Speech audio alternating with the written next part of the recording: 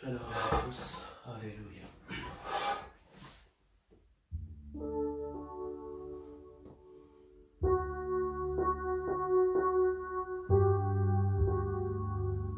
Shalom à vous tous.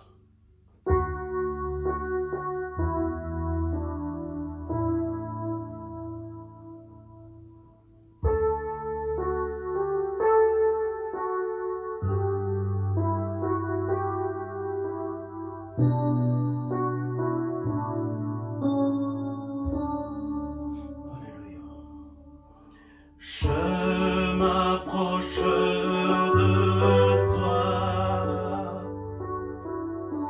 je m'approche de toi,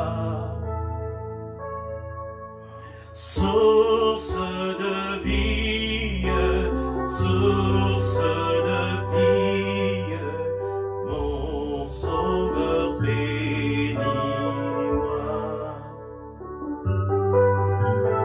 Source de vie, source de vie, mon sauveur bénis-moi.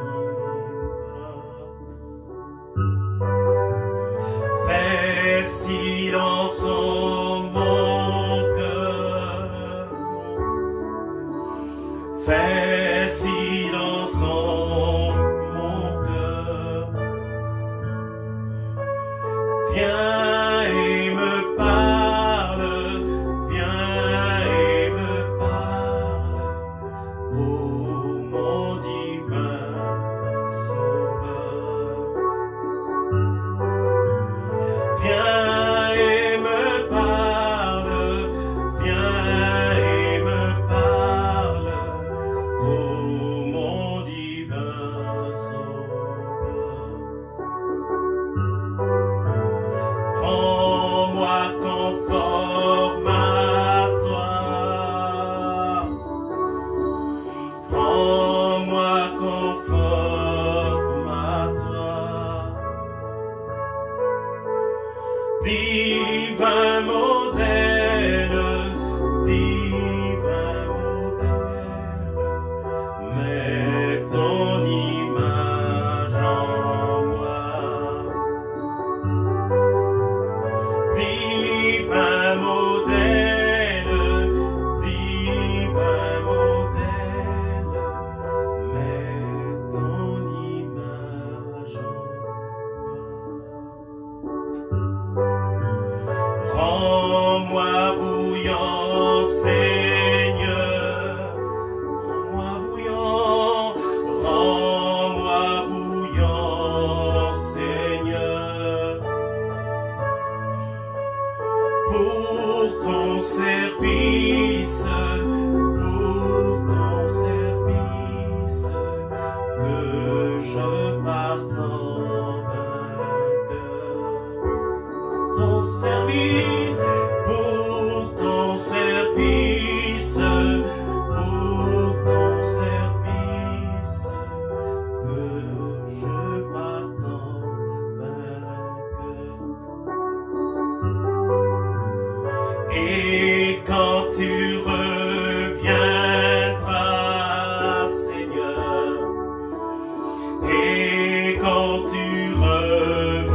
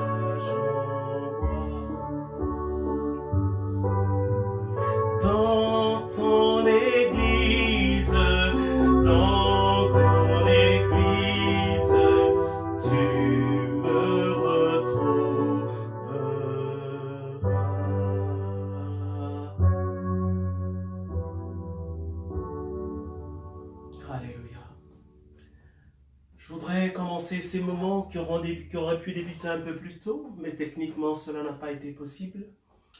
Je voudrais vraiment que l'Église, ensemble, nous puissions nous abaisser devant notre Dieu. Que nous puissions demander la faveur de Dieu, le pardon à notre Dieu. Et que Dieu puisse faire quelque chose pour relever son Église. Alléluia.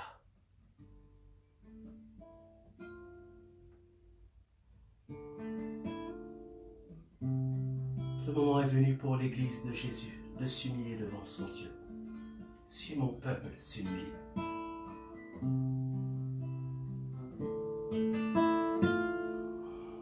Pardon, Seigneur, pardon. Pour notre orgueil, nos résistances. Viens enlever nos suffisances et chasser notre arrogance. Pardon, Seigneur, pardon pour toutes nos pensées impures. Viens changer nos cœurs si durs, nos raisonnements obscurs. Oh, relève-nous, nous sommes tombés si bas. Oh, relève-nous, par ta grâce et ton pardon. Aie pitié de nous, nous nous humilions devant toi. Pardon, Seigneur, pardon. Tant de paroles mauvaises. Viens adoucir nos mots, nos lèvres, et que nos querelles s'apaisent. Pardon, Seigneur, pardon, de toujours garder rancune.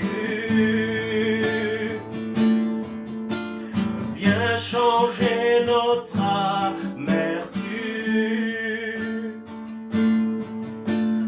transformer notre attitude. Oh, relève-nous, nous sommes tombés si bas. Oh, relève-nous, par ta grâce et ton pardon. Aie pitié de nous, nous nous humilions devant toi. Oh Seigneur, oh, relève-nous, nous sommes tombés si bas. Oh, relève-nous, par ta grâce et ton pardon. Aie pitié de nous, nous nous humilions devant toi. Aie pitié de nous, nous nous humilions devant toi.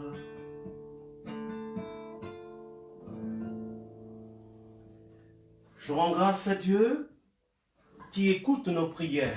Shalom à vous tous qui êtes connectés. Ce programme aurait dû commencer depuis 13 heures, mais en fait, techniquement, je n'avais pas le signal nécessaire. Ce n'est pas grave, le plus important, c'est ce que le Seigneur veut communiquer à son peuple.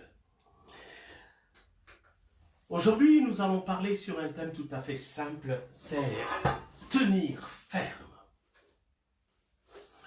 Tenir ferme, pourquoi? Parce que au vu de ce qui se passe, nous avons besoin d'être fortifiés, mais fortifiés par le Seigneur.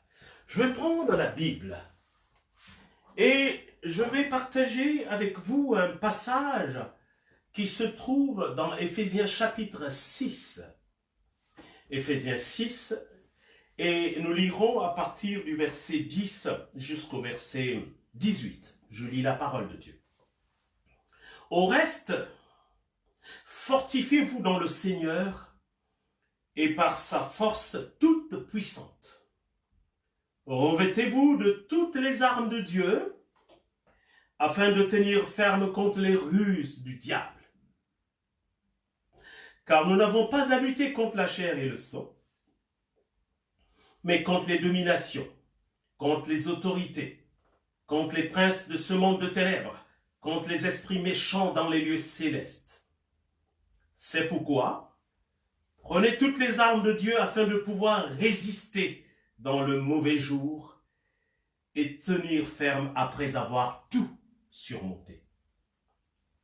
Tenez donc ferme, ayez à vos reins la vérité pour ceinture, revêtez la cuirasse de la justice, mettez pour chaussures à vos pieds, le zèle que donne l'évangile de paix. Prenez par-dessus tout cela le bouclier de la foi avec lequel vous pourrez éteindre tous les traits enflammés du malin. Prenez aussi le casque du salut et l'épée de l'esprit qui est la parole de Dieu.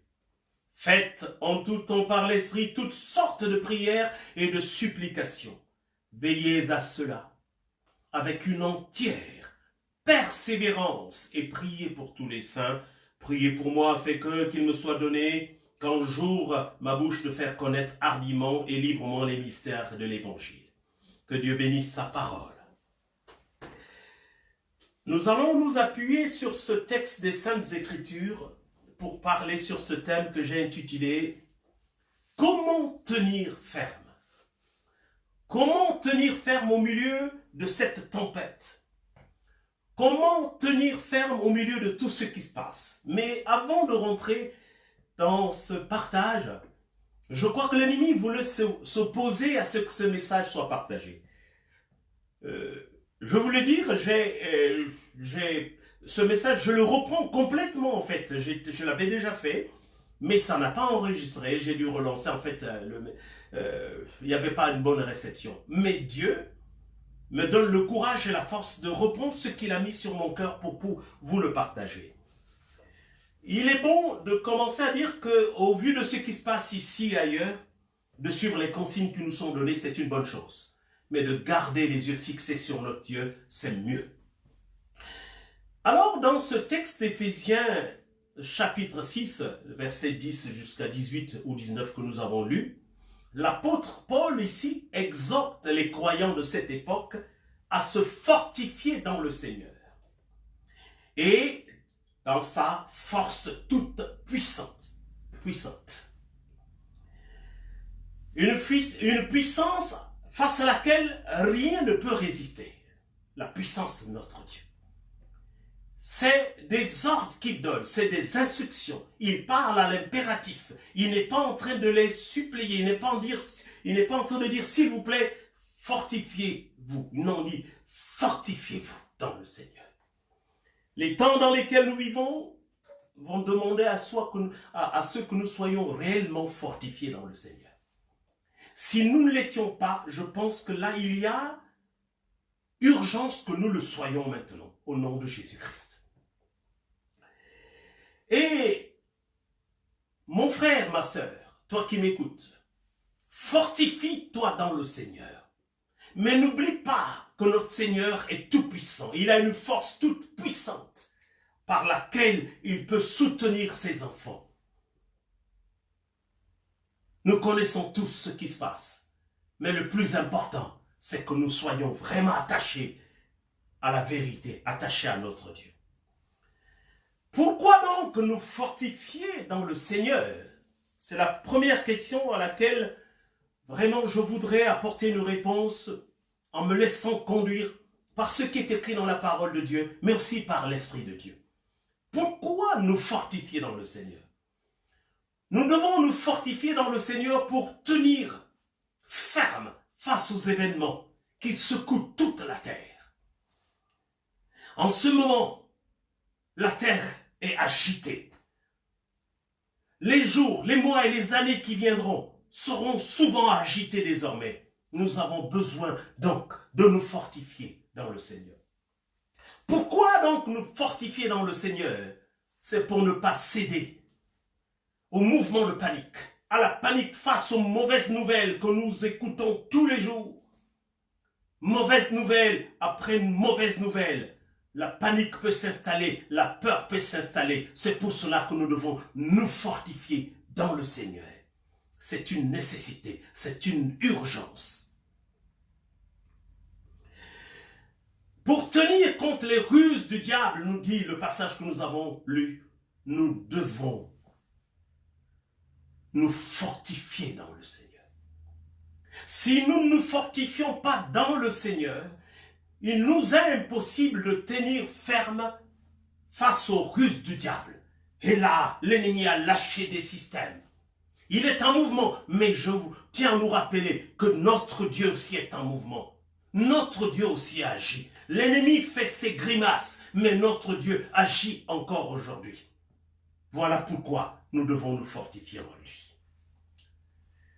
Ça, c'était la première question à laquelle j'avais souhaité répondre. En toute simplicité, l'Esprit de Dieu parlera au plus profond de nos cœurs. Nous sommes dans les temps où les enfants de Dieu doivent s'attacher maintenant à leur Dieu, au lieu de s'attacher à des systèmes, mais à Dieu d'abord. Alors je voudrais avancer dans ce partage, dans cette exhortation, de la même façon que l'apôtre Paul exhortait ceux qui étaient à Éphèse. En répondant à l'autre question, mais comment avoir la certitude que nous tenons ferme?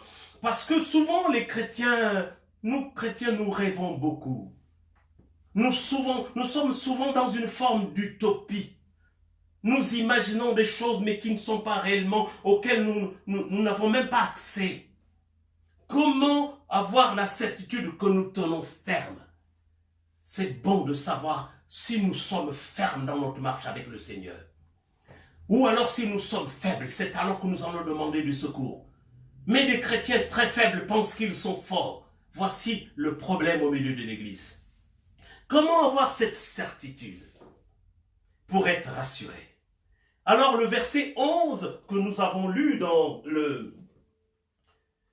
l'épître aux Éphésiens, là, de Paul aux Éphésiens, chapitre 6, le verset 11, nous dit ceci. Revêtez-vous de toutes les armes de Dieu, afin de pouvoir tenir ferme contre les ruses du diable. Revêtez-vous. Revêtez-vous de toutes les armes de Dieu, afin de tenir ferme contre les ruses du diable. Il est rusé. Il s'appelle aussi le malin. Dans ce verset, on nous dit de nous revêtir. Revêtez-vous. C'est impératif, comme je le disais il y a un instant. Revêtez-vous de toutes les armes de Dieu. Et ici, l'apôtre Paul n'a pas dit à ceux qui l'écoutaient, restez tranquilles, tenez-vous prêts, j'arrive, je vais vous revêtir de toutes les armes de Dieu. Non, il n'a pas dit ça. Mais il a dit, revêtez-vous de toutes les armes de Dieu. Revêtez-vous, c'est-à-dire, nous avons chacun, pour sa part, la responsabilité de nous revêtir des armes de Dieu. C'est chacun qui décide de se revêtir des armes de Dieu. C'est chacun qui prend l'engagement de se revêtir des armes de Dieu. Ton frère ou ta sœur qui t'aime bien ne pourra jamais, ne pourra pas se revêtir des armes de Dieu à ta place, afin que tu tiennes ferme. Non, il ne pourra pas. Ton pasteur bien-aimé ne pourra pas se revêtir des armes de Dieu à ta place. Impossible. Dieu ne permet pas cela. Les prophètes, ton prophète, ou alors tes prophètes après lesquels tu cours, tous ceux-là ne peuvent pas se revêtir des armes de Dieu à ta place. tes meilleurs amis avec lesquels tu passais des bons moments ne peuvent pas se revêtir des armes de Dieu à ta place. Alors c'est à toi que revient cette responsabilité de te revêtir des armes de Dieu pour tenir ferme contre les ruses du diable. Et il s'est déjà déchaîné. Il est en mouvement. Nous n'avons plus besoin de demander à qui que ce soit. Tout le monde comprend que ces temps sont des temps difficiles, sont des temps que la Bible avait déjà annoncés, des temps que nous pensions trop éloignés, c'est encore loin, nous ne sommes pas concernés. Non, des choses s'accomplissent sous nos yeux. Nous devons prendre la ferme résolution d'être vraiment du même côté que Dieu, dans le camp de Dieu, à l'ombre de ses ailes, à l'abri du Très-Haut. Le seul moyen que nous avons pour tenir ferme contre les ruses du diable, c'est que chacun de nous décide de se revêtir volontairement des armes de Dieu. Ces armes ne sont pas charnelles, mais elles sont puissantes par la vertu de Dieu pour renverser les forteresses. Les armes dont il est question ici ont cette capacité de renverser les forteresses que l'ennemi est en train de dresser, que l'ennemi est en train de hisser devant les chrétiens, devant le peuple de Dieu. Mais sans ces armes, nous ne pourrons pas renverser les forteresses de l'ennemi. Il est bon aussi de comprendre, chers amis, que les autorités dont il est question ici dans ce texte ne sont pas des autorités que nous connaissons dans notre ville. Ce sont des autorités invisibles du monde satanique. Ce sont les adversaires auxquels nous devons faire face. Mais comment? Avec les armes spirituelles que Dieu nous confie. Et il est question de cela aujourd'hui. Comment tenir ferme dans ces temps? Bien-aimés dans le Seigneur, notre combat n'est pas charnel. Vous le savez, je ne vous apprends pas grand-chose. Nous n'avons pas à lutter contre la chair et le sang, c'est ce que nous venons de lire dans Éphésiens.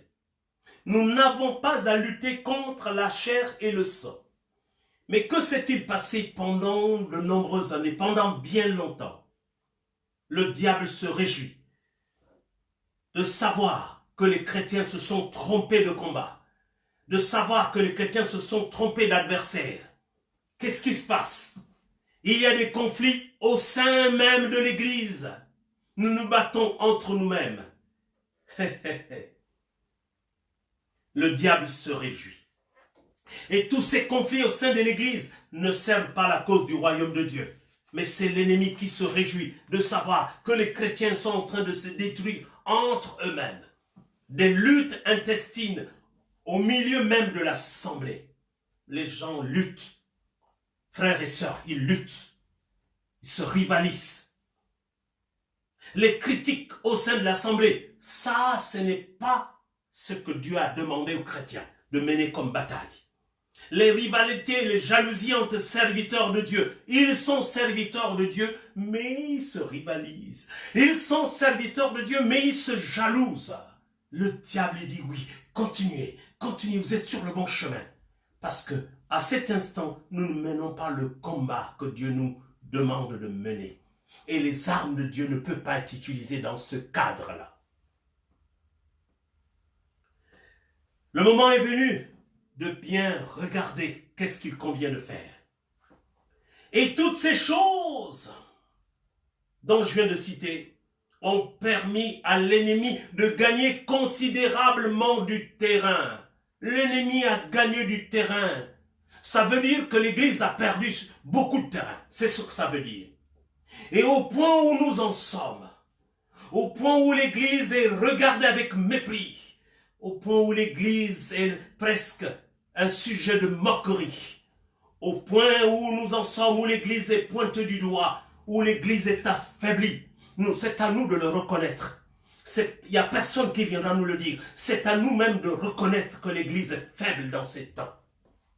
Que l'Église est par terre et qu'elle a besoin de se relever. Au point où nous en sommes, nous avons besoin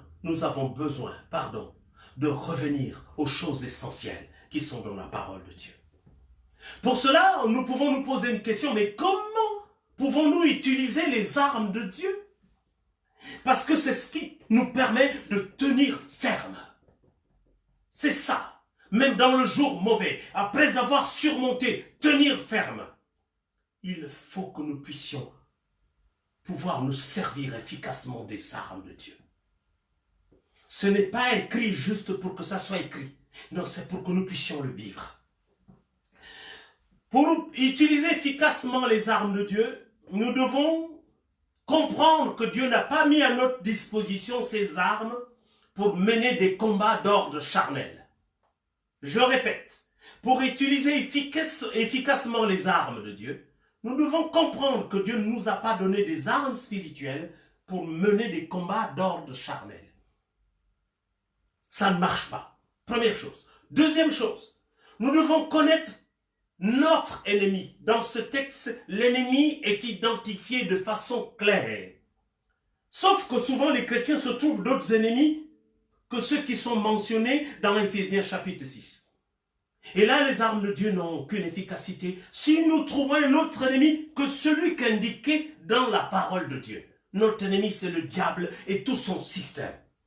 Pour utiliser efficacement les armes de Dieu, nous devons comprendre l'organisation de l'ennemi.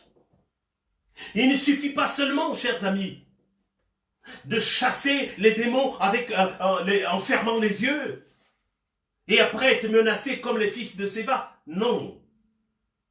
Nous devons comprendre le mode d'action de l'ennemi.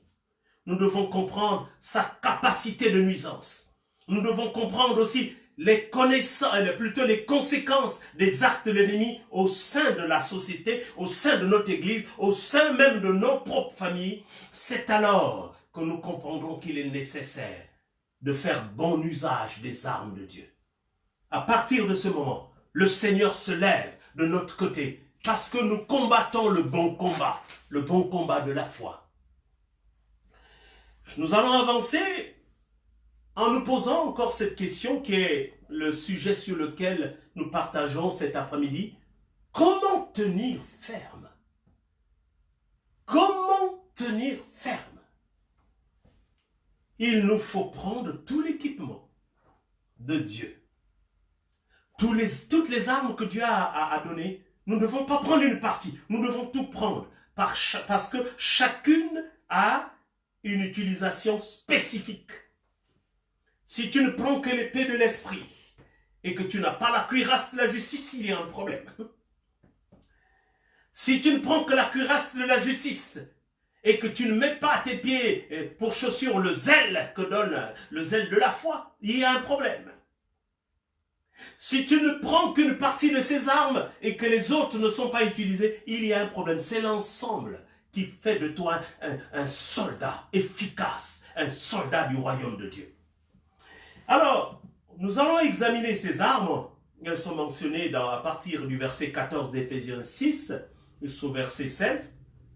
On nous parle de la vérité. Verset 14.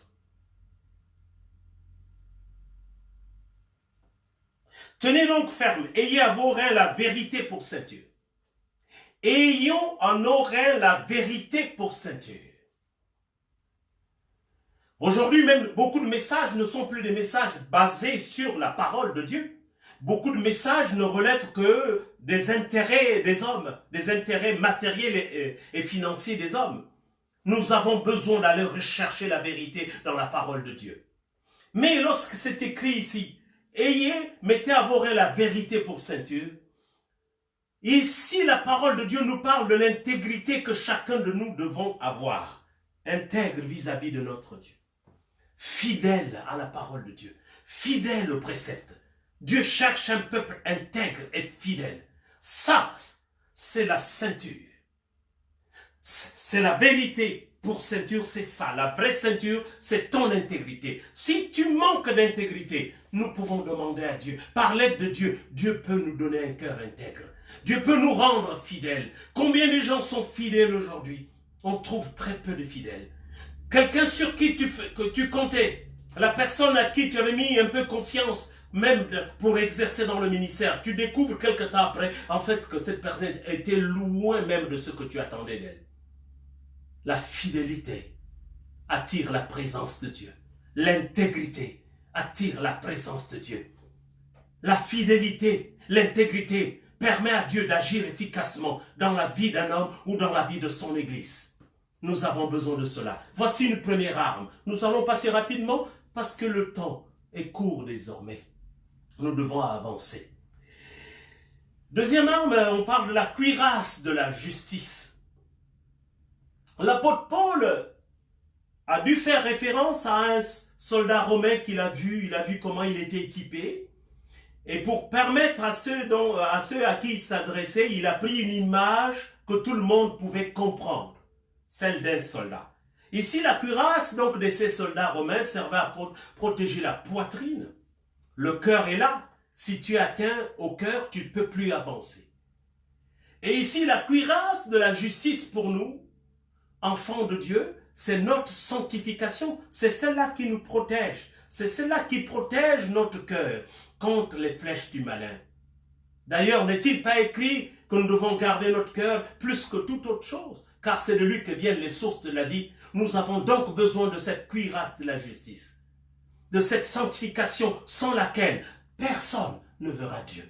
Sur ce point, Dieu ne transige pas. Il ne transige pas sur ce point.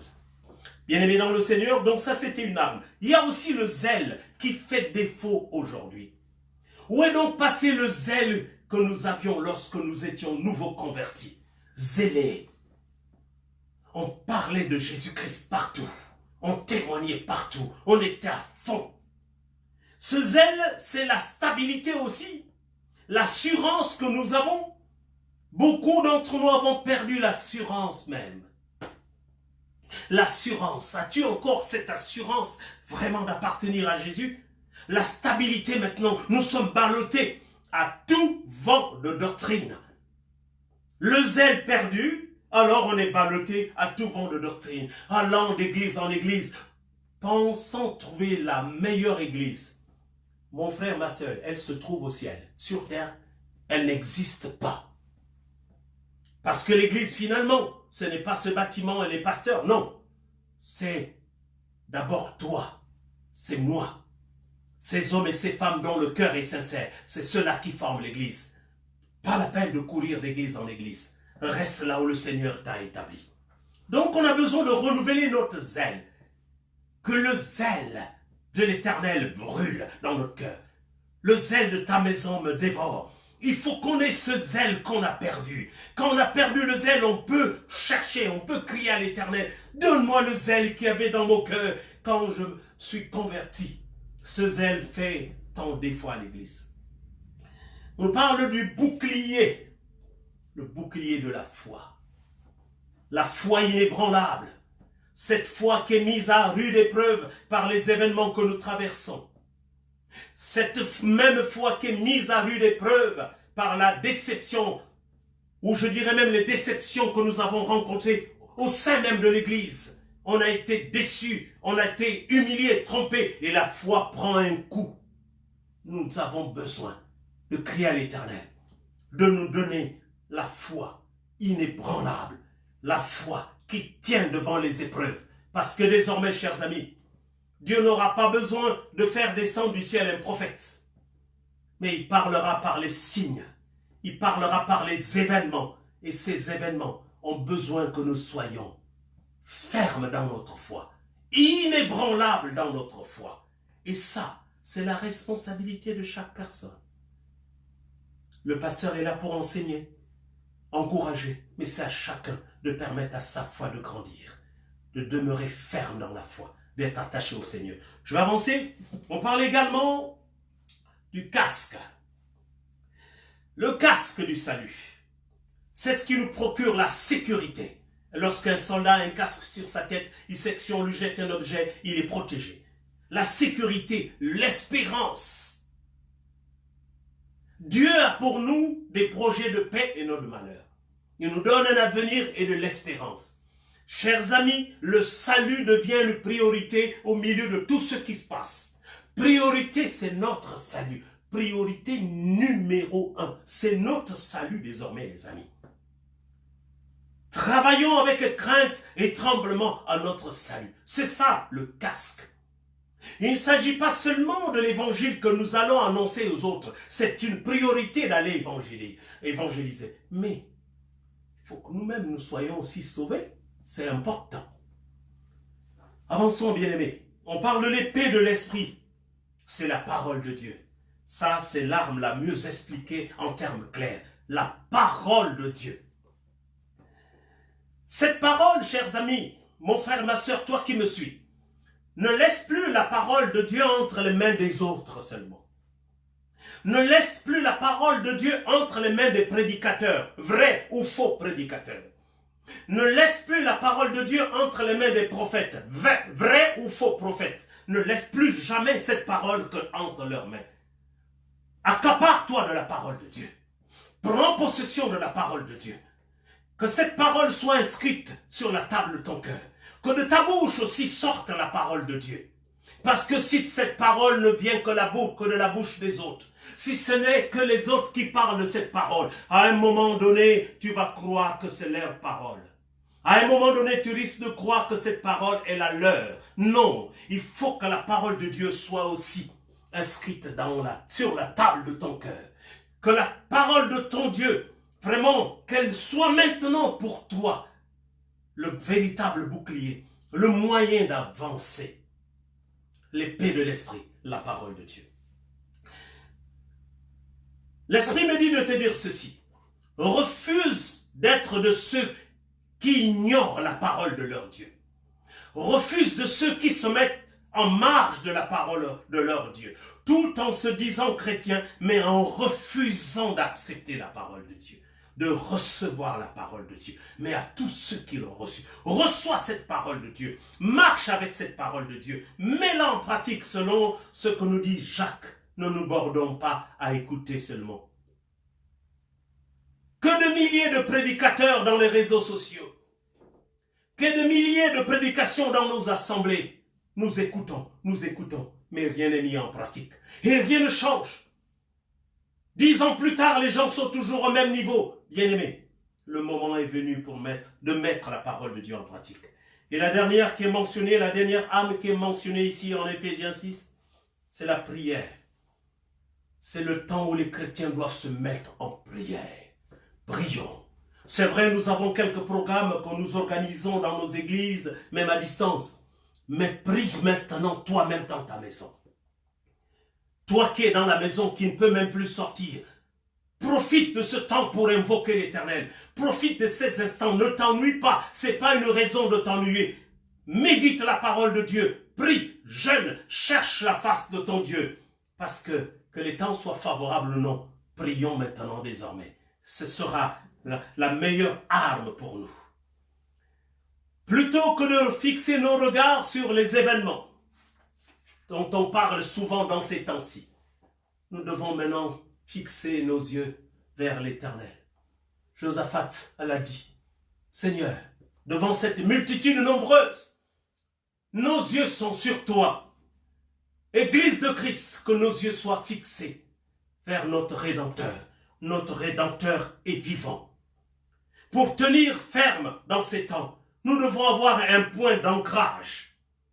Nous devons être fondés sur le roc. À quoi es-tu attaché? À quoi es-tu ancré? Si tu es attaché juste à ton église, à ton assemblée, non, ton assemblée n'est pas Jésus-Christ. C'est bon d'avoir une assemblée dans laquelle tu avances avec le Seigneur, mais c'est bon d'être attaché à Jésus.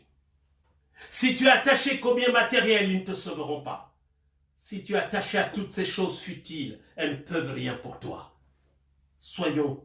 Ayons un point d'ancrage. Soyons attachés à Jésus. Soyons fidèles à notre assemblée. Ça, c'est important.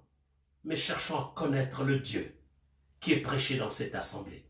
Le Dieu d'éternité.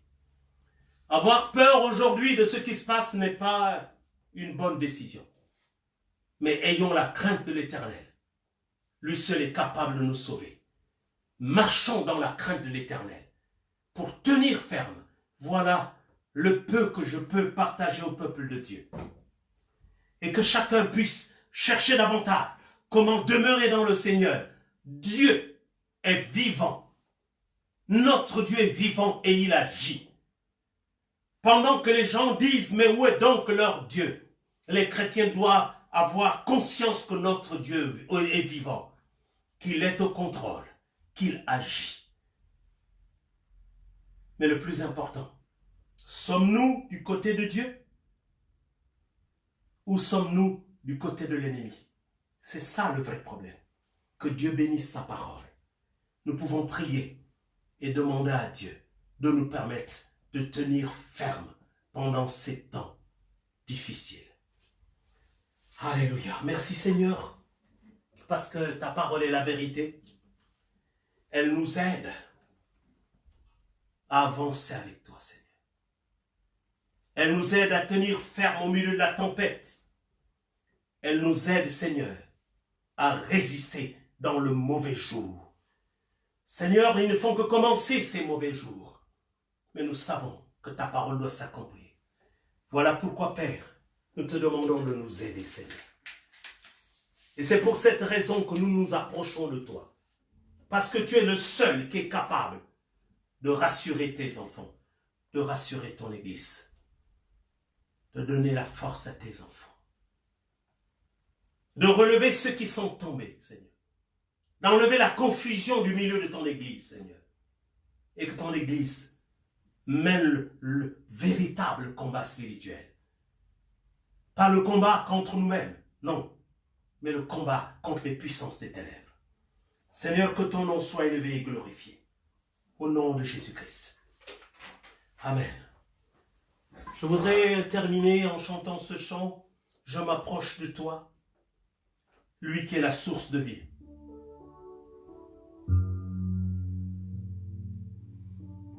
Alléluia. Je m'approche de toi.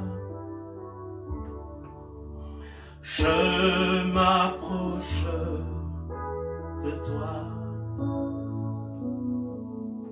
Source de vie, source de vie, mon sauveur bénis-moi. Que Dieu te bénisse. Source de vie, source de vie, mon sauveur bénis-moi. Fais silence en mon cœur. Fais silence en mon cœur. Fais silence en mon cœur. Viens et me parle. Viens et me parle. Mon divin sauveur. Parle à ton Église. Viens et me parle, viens et me parle, ô mon divin sauveur. Rends-moi conforme à toi, rends-moi conforme à toi.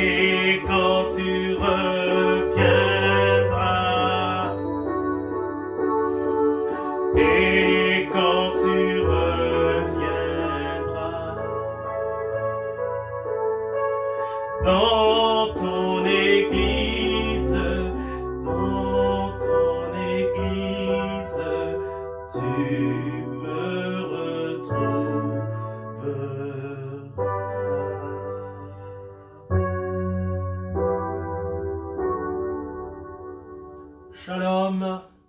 Soyez fortifiés dans ces temps, parce que le Seigneur est notre forteresse. Ne crains point, petit troupeau, le Seigneur est avec nous. Que Dieu vous bénisse et à très bientôt. Au revoir et à une prochaine occasion.